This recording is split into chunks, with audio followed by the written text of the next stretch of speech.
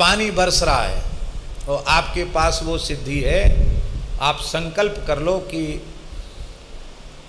2 बीघा 5 बीघा 10 बीघा में पानी न बरसे, तो उतने में पानी नहीं बरसेगा। कोई तिरपाल पंडाल की जरूरत नहीं, चारों ओर पानी बरसेगा, उतने में पानी नहीं बरसेगा।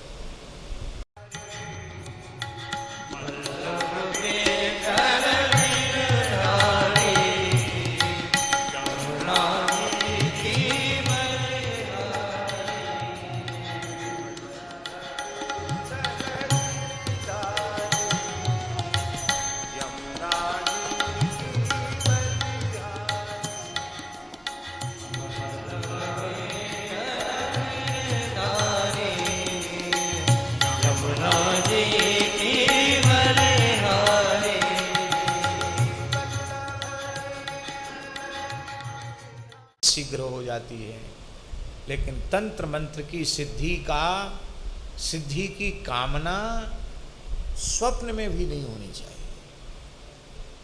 कुछ ऐसी भी सिद्धियां होती हैं जो तामसी नहीं होती हैं, सात्विक होती हैं, पर सिद्धि मात्र भगवत प्रेम से, भगवत प्राप्ति के पथ से जीव को हटा देती है। इसलिए सिद्धि से तो अत्यंत सावधान रहने की आवश्यकता है।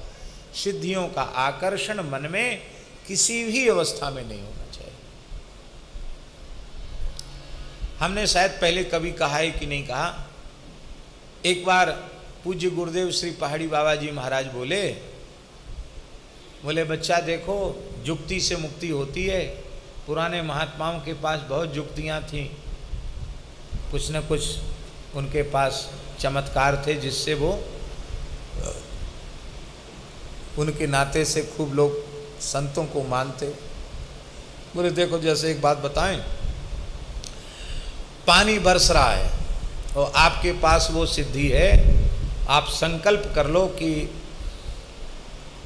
2 बीघा 5 बीघा 10 बीघा में पानी न बरसे, तो उतने में पानी नहीं बरसेगा। कोई तिरपाल पंडाल की जरूरत नहीं, चारों ओर पानी बरसेगा, उतने में पानी नहीं बरसेगा।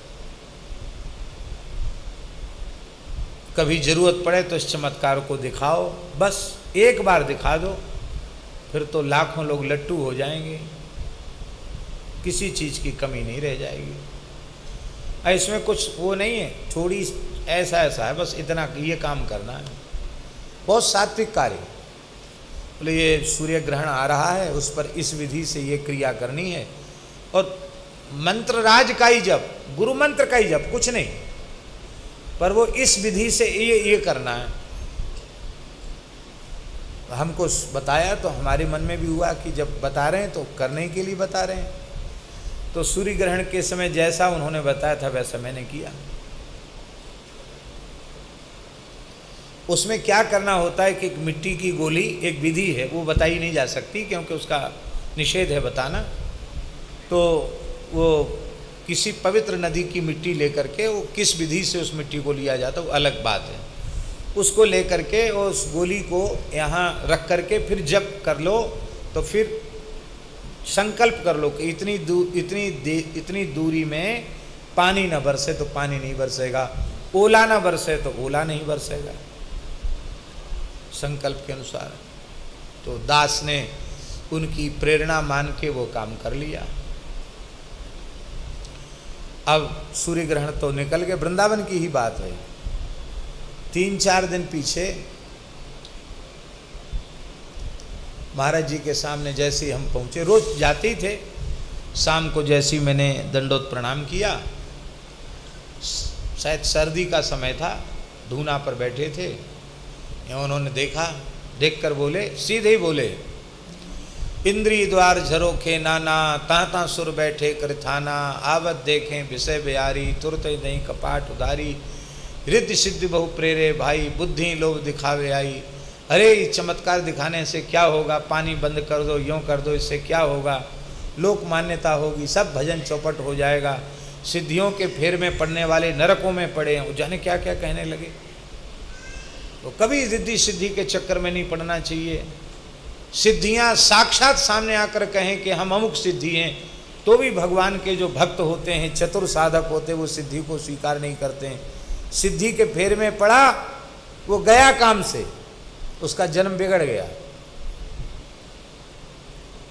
तो हम अपने मन में सोचे कि अभी तो 4-5 दिन पहले तो कह रहे थे ग्रहण आ रहा है, ये काम कर लेना चाहिए, और अब एकदम बोले कि नहीं, ऐसा करने से सब भजन का नाश हो जाएगा और पतन होने का भय है।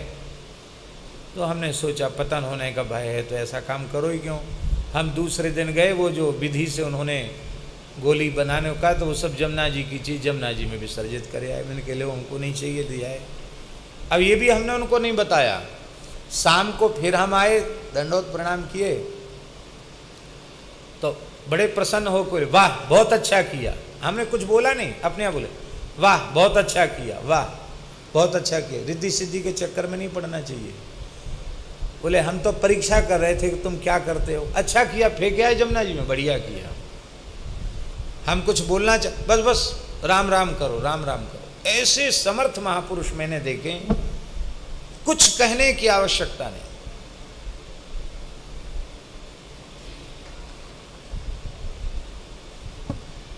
लेकिन एक विशेष बात इस चौपाई में गोस्वामी जी कहना चाहते हैं।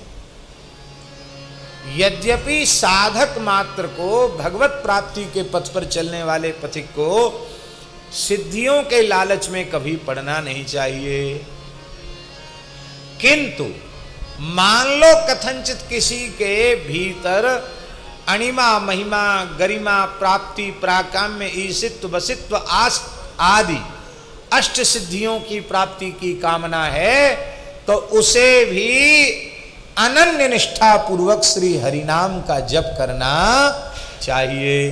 क्यों? बोले तंत्र मंत्र से प्राप्त सिद्धियां, उनमें पतन का तो भय रहेगा ही, वे ज्यादा लंबी चलने वाली नहीं है। ब्रजवासियों की एक कहावत है, भूत विद्या मल्लई 14 वर्ष चल रही, 12 वर्ष चल रही। भूत विद्या मल्लई और 12 वर्ष चल रही। भूत विद्या भी 12 साल तक चलेगी और मल्ल विद्या भी 12 साल तक चलेगी। बाद में पहलवान बेचारे बूढ़े हो जाते हैं तो न उतना अखाड़े में जोर होता है, फिर नस नस दर्द करती, क्योंकि खूब अखाड़े में मार खाए हैं तो नस नस दर्द करती है। तो फिर ऐसी हालत हो जाती बड़े बड़े पहलवानों की कि नाक पे बैठी मक्खी भी नहीं भगा पाते। तो वो पहलवान जी जो विश्व विजयी थे वो मक्खी नहीं भगा सकते।